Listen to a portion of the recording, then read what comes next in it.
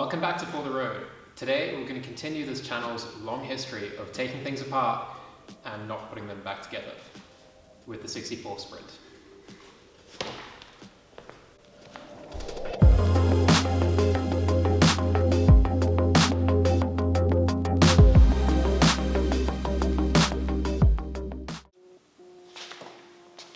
Right, so the long and the short of it is this car really needs to go down to bare metal if it's ever going to be right, because it's so full of filler and rust and dodgy repairs that I'm just not confident that it would last any amount of time just kind of patching up the existing paintwork. If I ever wanted to have any kind of confidence in the car, it's just I would never get there if I was just kind of repairing stuff here and there.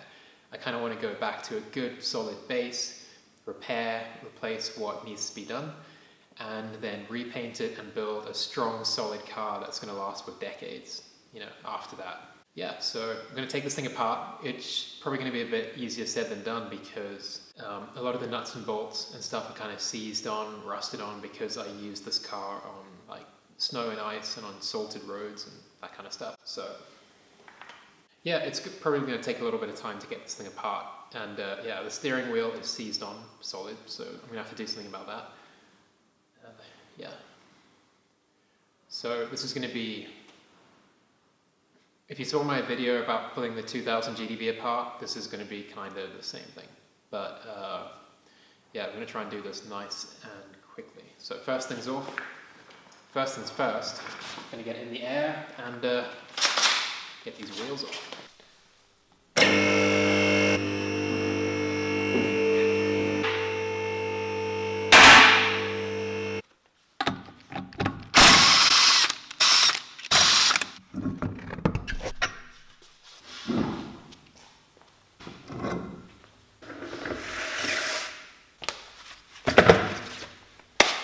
Right, I'm going to start by stripping the front suspension off first, and this whole unit is pretty unwieldy once you've got it off the car. Like trying to disassemble it later becomes a bit of a hassle. It's quite a difficult thing to move.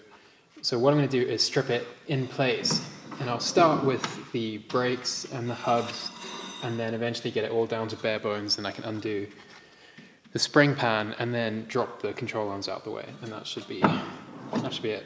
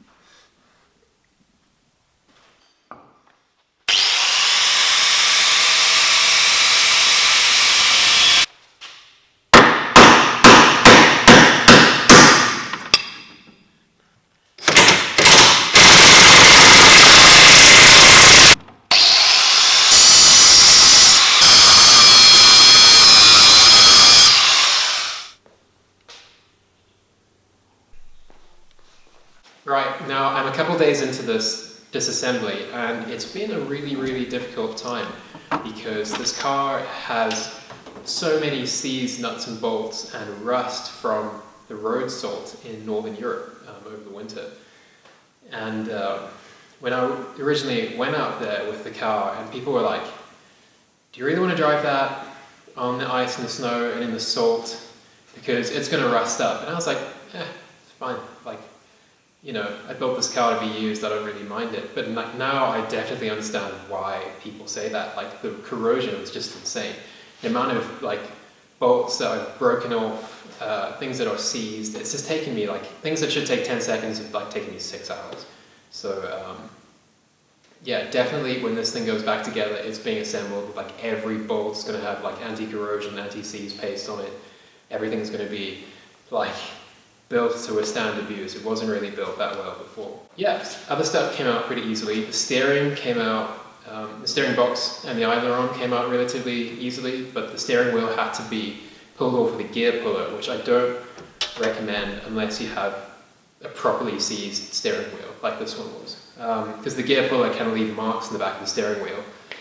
Yeah, and luckily I got away with it on this one because these are pretty strong, these old ones. You can put the gear puller on the back here and hit it with an impact wrench and it kind of pops it off. But if you do that on if you try doing this on a later 105 steering wheel, like this GDB wheel, you'll end up just breaking this very, very delicate horn ring. And I've seen that a lot on Alpha 105s, chips out of the horn ring on it. So it's a last resort. Don't do it unless you have to. But it worked this time around, thankfully. Just about the only things left is the rear end assembly. The rear suspension is still in this, as well as part of the exhaust is still in, and it still has its doors and boot lid. So that's all we're going to do today, and then it will be ready to go. Well, then it'll be ready to start paint stripping and sandblasting. Yeah, let's get the rear end out of this thing, and that'll be that.